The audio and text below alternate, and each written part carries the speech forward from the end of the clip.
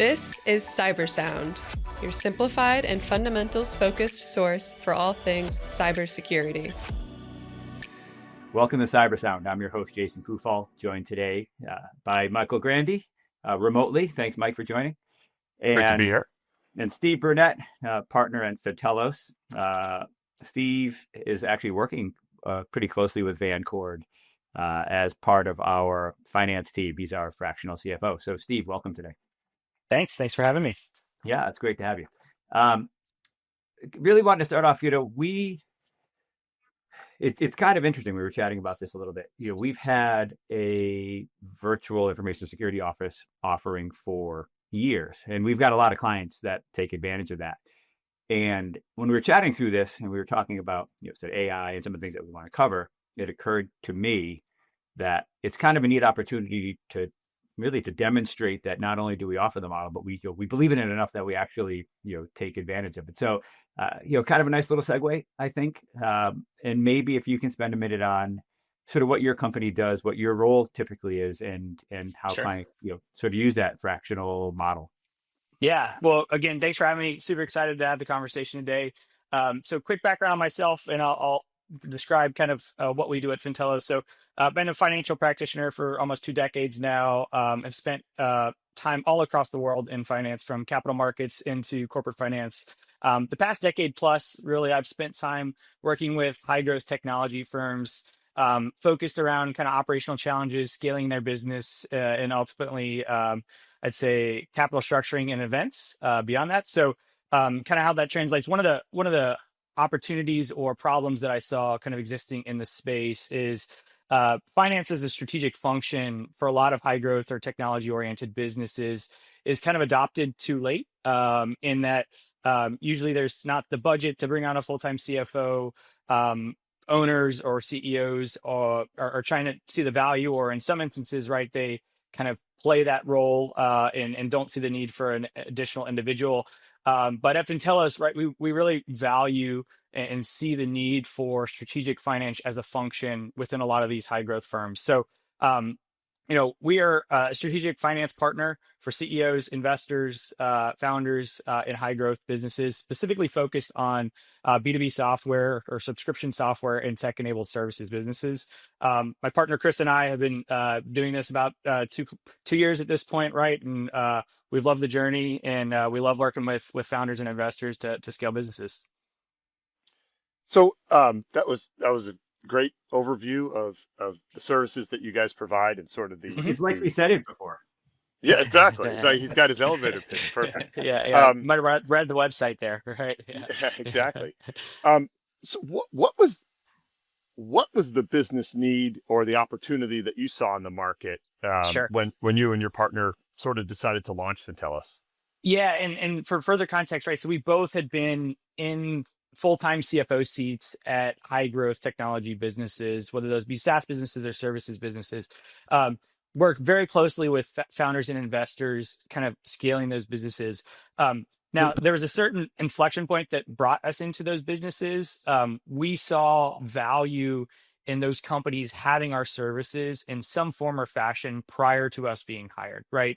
It was almost like they were leaving something on the table, whether it be conversations with investors, whether it be conversations internally of having kind of a data-driven, finance-oriented, topical lens to things, where we could have been brought in earlier to do that skill. And so we felt like offering that in more of a consultative or fractional style of approach is a huge value add for a lot of these businesses where it's just brought in too late, or there's some sort of event that causes it to naturally happen. So, we've grown and evolved through the years. We've had different sort of roles, our finance operations. I've spent a lot of time in that myself, and we had the benefit of having sort of a senior finance director or CFO for many years. Talk about sort of the primary benefits that you have seen working with some of these companies. You talk about high growth, right? But generally Sure. that also means Yeah. starting small, getting bigger, scaling. Yep. Sort of what are the areas, maybe some of the struggles that you've had to deal with, and also some of the benefits long term? Definitely. Well, In a lot of the businesses, well, I kind of bifurcate that a little bit of bootstrapped, founder owned, or closely held businesses to kind of investor backed businesses, Yeah. because I think those answers are a little bit different. But on the kind of bootstrap, founder owned style of businesses, right? It's really this shift in mindset of, rather than operating the business with your gut, actually using data to support some of the decisions and the strategy, right? It's the toughest thing, right? The business has been your baby.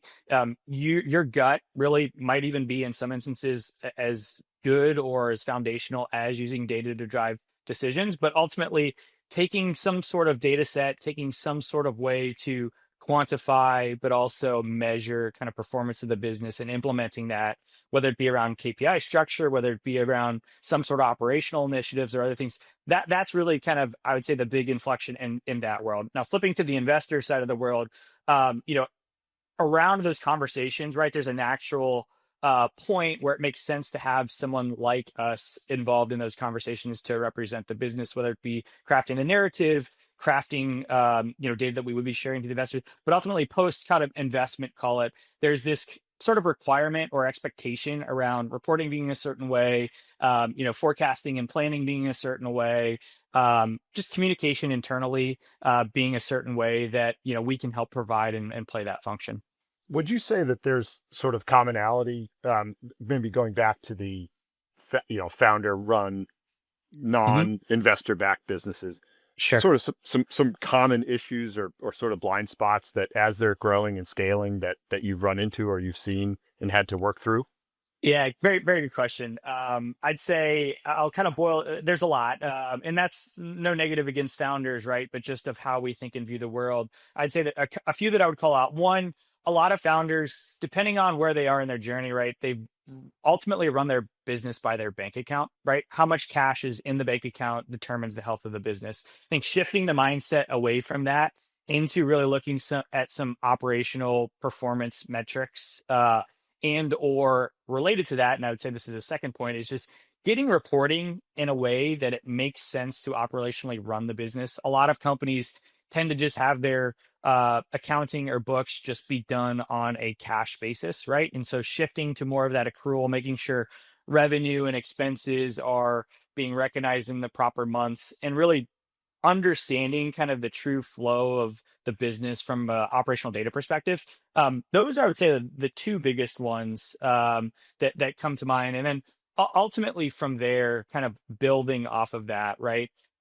Coaching a founder, one of the things we see time and time again is, founders and CEOs and really the executive in general, they're the best salespeople for the business, right? But the way that you then talk to the investment community about your business is totally different than how you talk to customers, right? So understanding the narrative and how to portray that to different types of individuals, whether they're looking at your business from an investment standpoint or a growth standpoint, whether they're looking at your business to, are you selling them your services or software, right? I think those are two different narratives. And so understanding how to communicate to those two different parties is super beneficial. One of the, I wouldn't call it a challenge, but one of the unique aspects of some of the services that we offer, similar to our VISO, is sort of cadence and meeting cadence and understanding how a good engagement and relationship works. Obviously, everything is always predicated on trust, right? Have you found sort of the secret sauce when it comes to the best way to keep in touch? And I know that we've established different sort of modes of communication that work best for us. Sure. But what do you see in the market?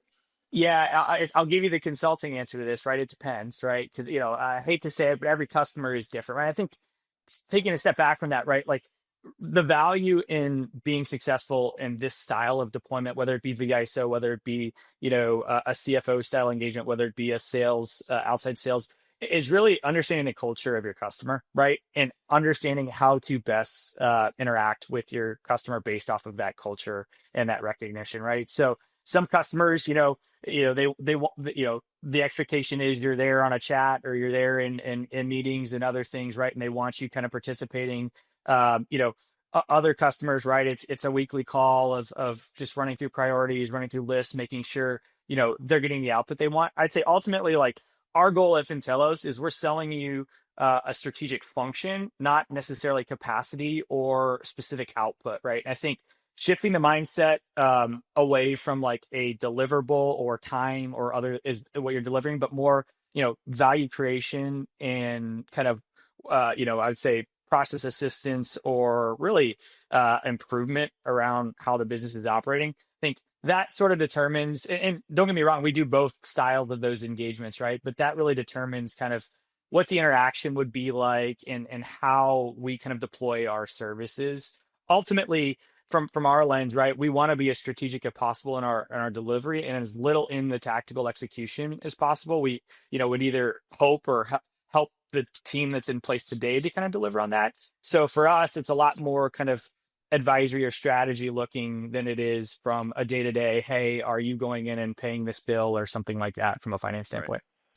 Right. Sort of trends as it relates to sort of capital markets. Everybody talks about the massive amount of money that's available in both private equity and sort of in capital right now, and people are looking to deploy. And from your perspective, maybe give us your take on what you see for sort of market dynamics right now. Yeah, good question. I'd say, we definitely saw a top or, a peak in capital markets in 2022. 2022 was a really interesting year in that beginning of the year, everything was wild, right? Valuations were at all-time highs. Everyone felt really great about both commercial markets, but also capital markets, right? Going in the back half of 2022, there was a lot of fear around this recession that's still here today, apparently, what was coming about, right? And so from an investment standpoint, we saw investors get a lot more, I'd say, disciplined around deploying capital. And I said that led into 2023 and the early parts of 2024, saw a big shift in the investment community in growth at all costs. That mindset shifted to modest growth with reasonable profitability, right? And so bringing kind of things back to like, hey, we want to underwrite anything with extreme growth because there's future potential to that, to like, let's be real with this and let's say, hey, we want growth, but ultimately we want some sense of, the business economics being profitable, right? And so that kind of shift was played out in 2023. I'd say, I don't know all the data on this, but a lot of, I would say, the mid-market SMB investors kind of a risk off in those years. And I'm guessing the data would show kind of the number of investments significantly pulled back. 2024 now into 2025, right? I think they realized they need to play a little bit of catch up. We're in the new reality. We've kind of understand where rates are going to be or have been and are kind of trending, right? I'd say rates, although it gets a lot of press, right? It does influence the underwriting of some of these businesses from an investment standpoint. So it's very important to, keep debt markets in mind, especially from the private equity world. But ultimately that's led to kind of this disciplined growth to deploying capital around wanting to see growth, but it's supported by profitability. And I'd say that's extended into 2025 as well. We're starting to see valuations creep back up again. We're starting to see activity creep back up again, I'd say, in tech and tech services. In the we've talked a lot about private equity, but even in the growth equity down to the venture community, right? Those investors just kind of reshaping thesis. And I'd say ultimately in the whole community, reshaping hold periods really is a result of that kind of trend from 2022 to 2024. And that a 3, 5, 7-year hold period time horizon for investors is now turning into a 5, 7, 9-year hold period time horizon, right? But ultimately, I feel like capital markets are healthy right now. Investor activity is healthy, particularly in the space that Vancord plays in. Tech-enabled services businesses are getting a lot of looks. I'd say the other trend, kind of beyond capital markets, that we hear a lot about, right, is this transition of net worth from kind of boomer to millennial, Gen X, or Gen X millennial into Gen Z.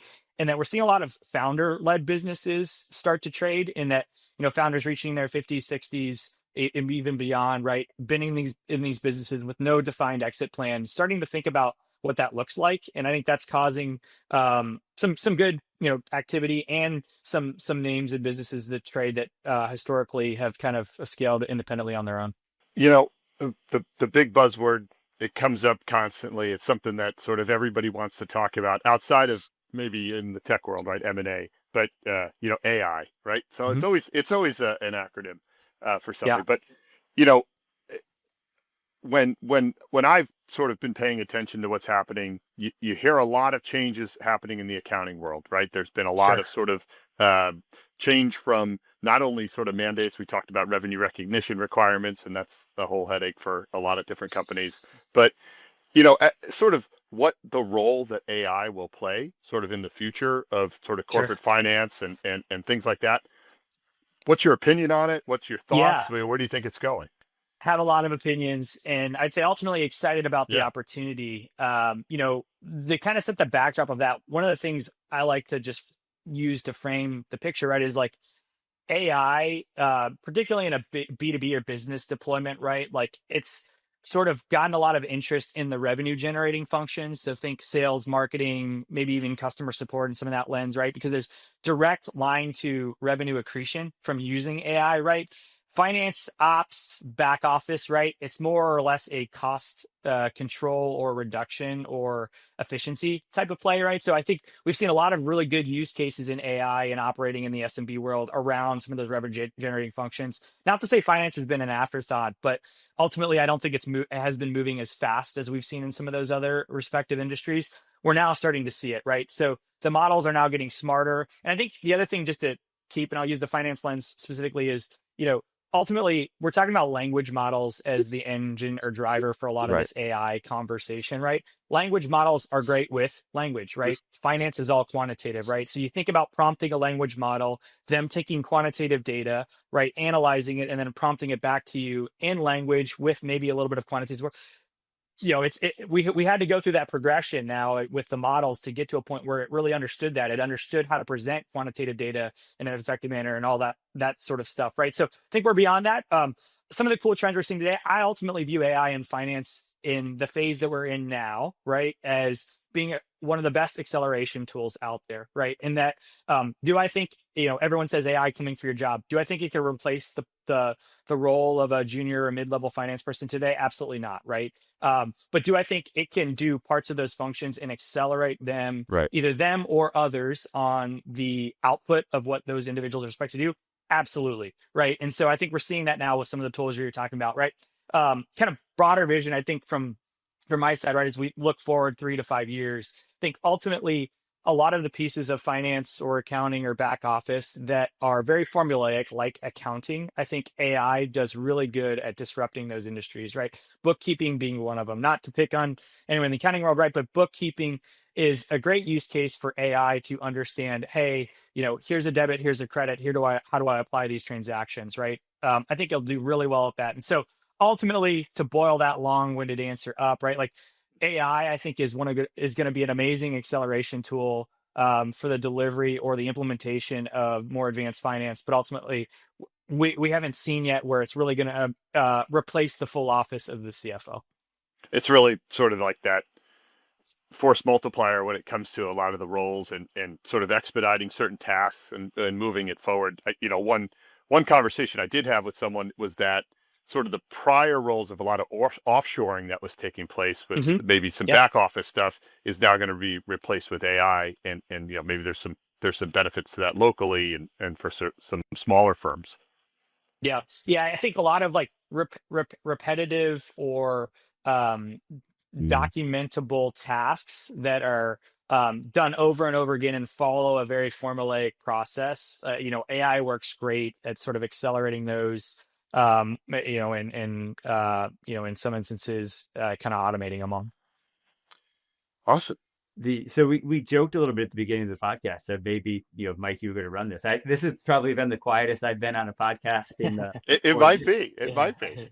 Yeah. And I'm looking at the time. I'm thinking, well, we're still hit over 15 minutes, so maybe it's not all me every time that causes the overages. Well, we have loquacious guests from time to time who really are experts in their field, and sometimes a loquacious host who can keep us moving. So I'm happy to jump in on some of the sort of general business topics and understanding sort of how we engage with different firms. And I thought that the linkage between some of the services that we offer over the last several years that where we're sort of assisting and helping different types of clients and different industries sort of navigate compliance and regulatory burden and things like that, and what Steve can do for growing clients and understanding sort of how to take advantage of capital markets if that's something they want to do, and with finance, through traditional conventional financing through banks and other funding methods. So I think it's a great service. I appreciate sort of the relationship that we've been able to build and the network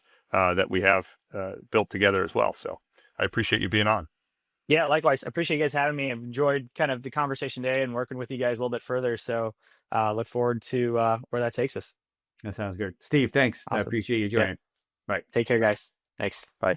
We'd love to hear your feedback. Feel free to get in touch at Vancord on LinkedIn. And remember, stay vigilant, stay resilient. This has been CyberSound.